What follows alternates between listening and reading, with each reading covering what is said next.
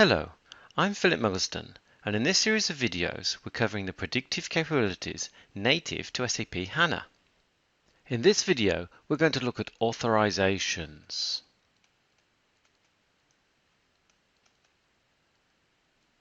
Now, in the examples we've seen so far, we've used a schema, so let's put some day-to-day schemas, of _sys _AFL.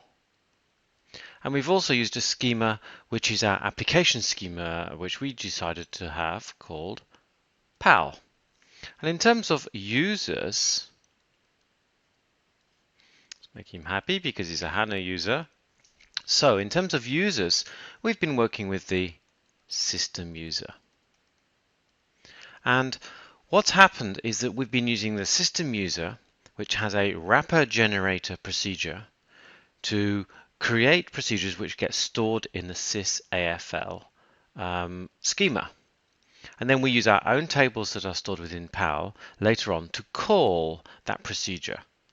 Now, what we need to do in terms of allowing non-system users to work with it, for example, we may have a development user that we could call maybe PAL dev, and we may have an end user that we can call PAL user. What we want to do is to enable the PAL dev to be able to create the procedures, storing them in sys_AFL, and we want PAL user to be able to execute and run the procedures. So what we're going to see in the video is exactly how we go through that process. First, the system user is going to create some authorizations for PAL dev and PAL user. We'll create those users, and then we'll see how PAL dev and PAL user actually go ahead and work with the library.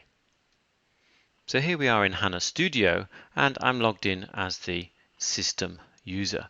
Now I'm going to need the system user to create our developer and end users.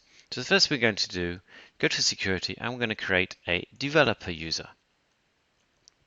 So we can call him PAL _dev. We can set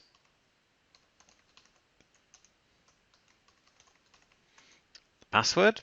And there are three things that we need to do for a development user. The first one is to ensure the user is able to fully access the schema that we're working with for our application. So we're going to use the PAL schema in this example, and we're going to give rights for that user, the developer, to do anything they want within the PAL schema. The second thing is that we need to make sure this user is able to call and run the AFL wrapper generator procedure, which belongs to system. So we can find the AFL wrapper generator procedure, and we need to add the execute authorization or privilege to that for the user. The third thing that the dev user would want to be able to do is actually to run the procedures having created them as part of development and testing. So we also need to grant the role which belongs to the AFL itself. There is a specific role to allow a user to run PAL algorithms, which is called the AFL PAL execute algorithm authorization. So that's the role. We've now created those three different roles for the PAL dev user, so we can save him. Okay, and now we can consider to log into the system using that development user. So PAL _dev with the password, and now we're logged in as the developer user. So we can see the developer is able to access the PAL schema to look at the tables, for example, that we have in there, etc.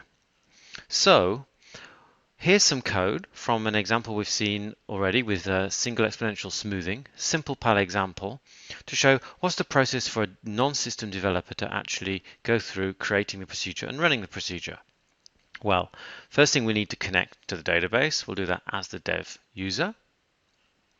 And now we'll set the schema to PAL. Saves us writing too much SQL if we default the schema.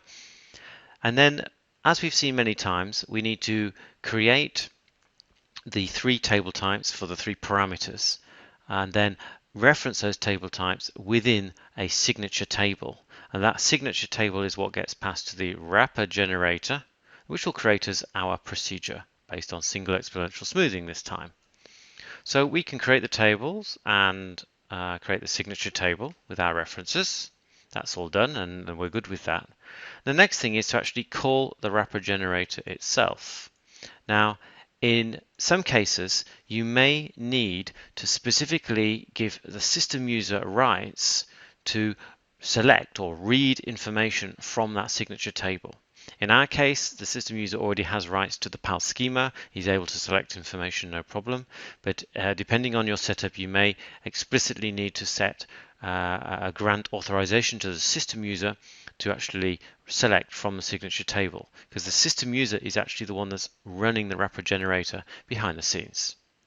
So we can run this wrapper generator, and it runs quite fine. We've created our procedure, and we can continue with the rest of the application setup. For example, we would create our view with our input data, and we may create the parameter table, the results table, and even a view with some joining of the results and the input data together to give a bit more color. And of course, we might want to update our parameters. In fact, we would need to update and set values in the parameter table. So we can run all of that. And of course, it runs quite happily.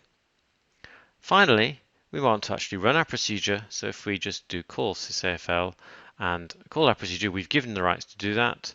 We can run that code and see the procedure runs quite happily. And in fact, if we now just refresh our views, we see we get our results view, and it will be populated with the predicted rows that we got from our running.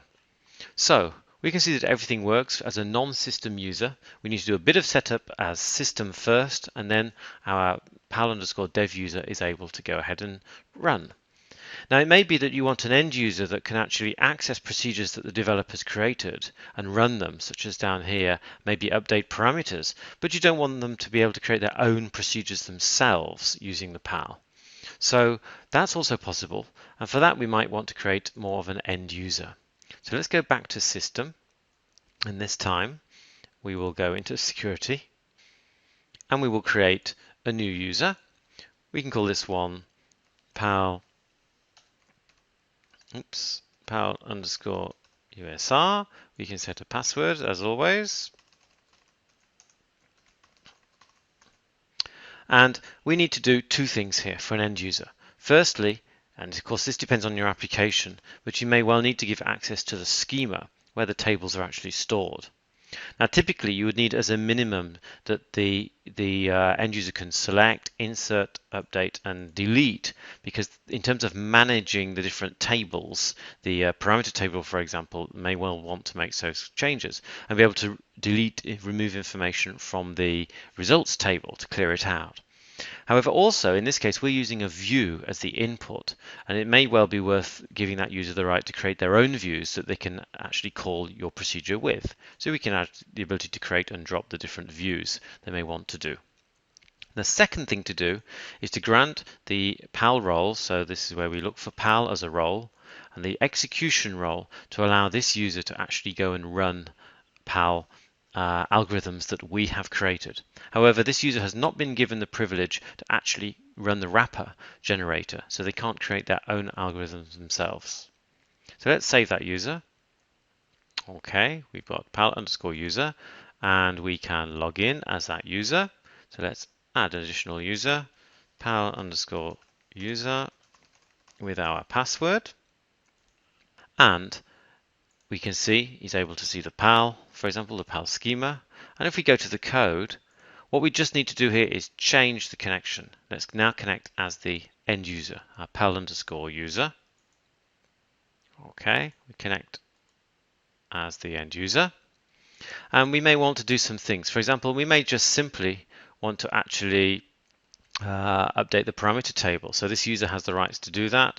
We may want to set the alpha factor to 0.3. So maybe we want to run some code like that. What we do need to do, of course, as always, is to set the schema. So let's just make sure we're using this PAL schema, because that's where these tables exist. So we maybe want to update the alpha factor to 0.3. We want to clear out the results table. Of course, that's done with our drop right. And then we want to be able to call our procedure.